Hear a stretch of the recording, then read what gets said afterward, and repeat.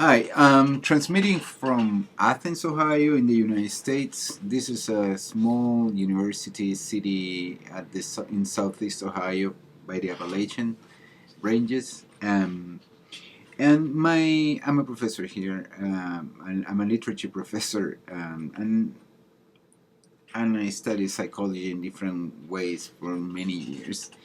But I'm not a psychologist.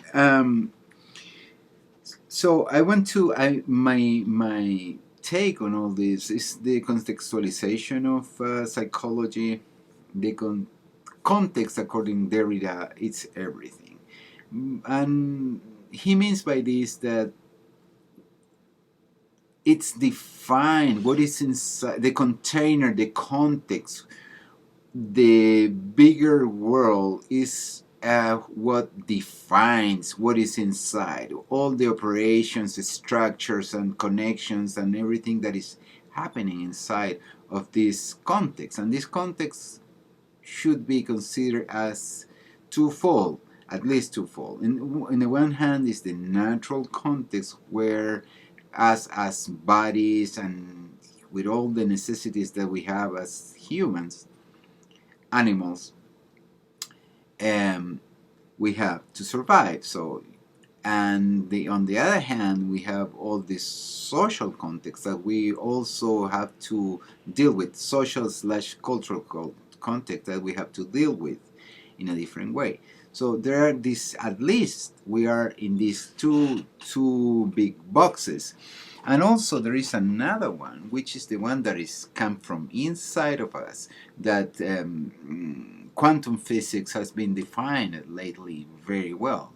And in Switzerland, a couple years ago, actually in July, 2 years ago, the Higgs boson particle was found, and that it's part of our context, as you know how we are built from the inside.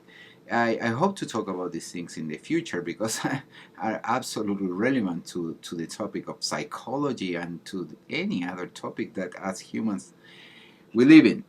So basically, I want to address the elephant in the room, and and it's very hard to address because we are not used to think in those terms. Noam Chomsky said once that for a person that is trying to give an alternative view of reality is so much difficult. So basically, 5 minutes for Chomsky and 5 minutes for Rumsfeld, it won't be the same. For Rumsfeld, 5 minutes is enough because he has all the context, all the common sense of the person who is listening and seeing what he's trying to say. And for Chomsky, that is trying to show the critical view of the whole paradigm, is much more difficult because he doesn't have a context. So the context defines in a way how you are able to explain something, because without that context, everything you're saying are fragments. So that's why this is the fourth video I'm doing here on YouTube, and I'm trying to contextualize as much as I can. Probably people are getting bored. I don't have too many viewers. I hope I'm gonna have in the future more, but that's the reason why these things are moving so slow. Okay, so I want to start with this today, with this idea of ego psychology, and within ego psychology, which is the continuation of Freud's psychoanalysis, we have different thinkers. For example, we have Anna Freud, we have Heinz Hartmann, David Rappaport, Renee Spitz, Margaret Mahler, which is very, very important, and I'm going to dedicate longer time for her one day, and Eric Erikson. So after psychoanalysis and psychology started in the beginning of the century, one of the major psychology schools was ego psychology.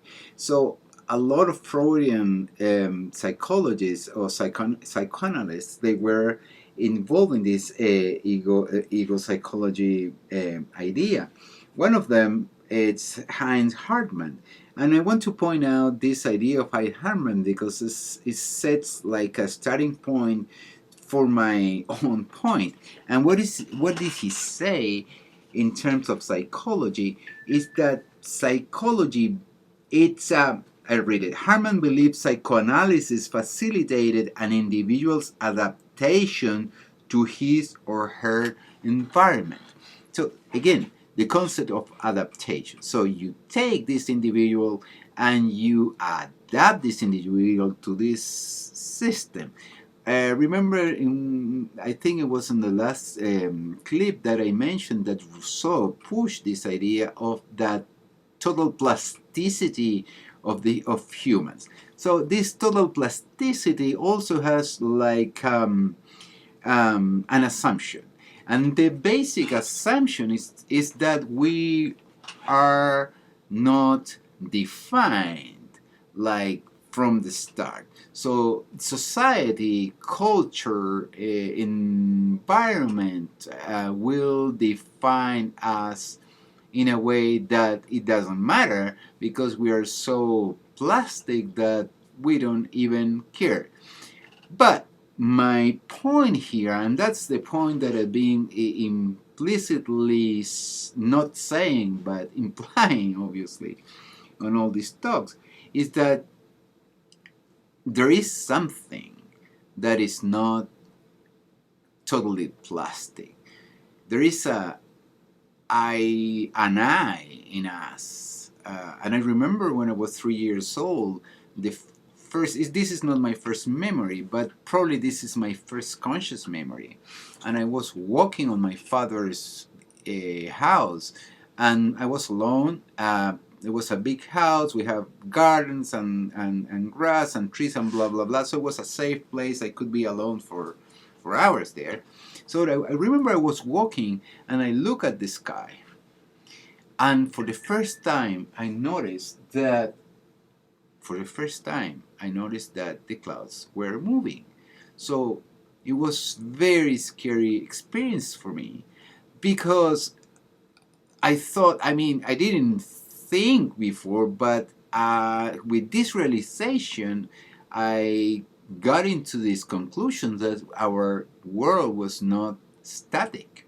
Our world was not secure, basically, because these clouds were moving and the clouds were in the sky. So I cannot explain it. I can write a poem about it. I haven't read it, actually, any poem about it, but I could write a poem to try to explain this feeling.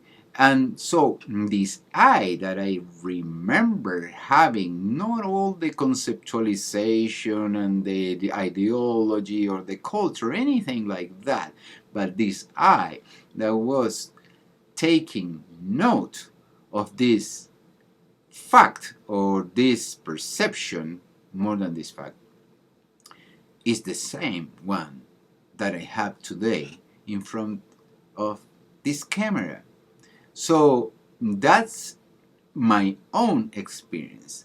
And no matter how many layers, no matter how many experiences, no matter how much more I know, it's the same I. I call it the I because the I is kind of like a receptive organ that it doesn't have to say anything, but it's just receiving and taking notes and making memories.